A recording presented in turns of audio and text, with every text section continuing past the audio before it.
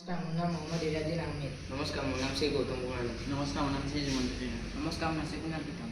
আমি এই প্ৰজেক্টটো সাতকলীয়া হাতীমূলা হাইস্কুলৰ পৰা অসমৰ লগতে অন্যান্য ৰাজ্য দেশসমূহৰ সমস্যাৰ ওপৰত ভিত্তি কৰি বনোৱা হৈছে। অসমৰ মূল সমস্যা হৈছে বানপানীৰ সমস্যা।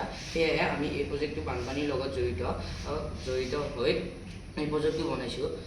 ইয়াতে আমি চাইডত এখন গাঁৱৰ ধৰণৰ পৰিৱেশ সৃষ্টি কৰিছোঁ। তাৰ কাষত এই ৰাস্তাটো দিছোঁ। ৰাস্তাটোৰ কাষত এইফালে পথাৰ টাইপ আছে আৰু এইফালে নদীটো আছে। এই নদীটোত যেতিয়া বানপানী বহুত মানুহে বানপানী অহাৰ আগত গম নাপায়, কেতিয়া এঠাইৰ পৰা আন ঠাইলৈ যাবলৈ সুবিধা নাপায়, সময় নাপায় আৰু তেওঁলোকৰ গৰু ছাগলী বয় বস্তুবোৰ নদীয়ে উটুৱাই লৈ যায়। সেয়েহে মানুহে বানপানী অহাৰ আগত গম পোৱাৰ আগতে গম পোৱা আগজাননী পাওক। সেইকাৰণে আমি এই প্ৰজেক্টটো বনাইছোঁ।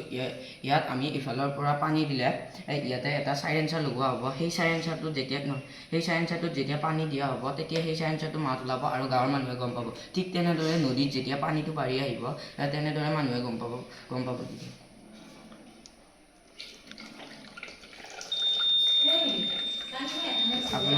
আপোনালোকে দেখিছে ইয়াত পানী যিমানে পানীৰ চাপ বাঢ়ি আহিছে, তেনেদৰে মাত ওলাই আহিছে, তেনেদৰে মানুহে গম পাব যে বানপানী আহিলে মানুহে এঠাইৰ পৰা আন ঠাইলৈ যাবলৈ সুবিধা পায়।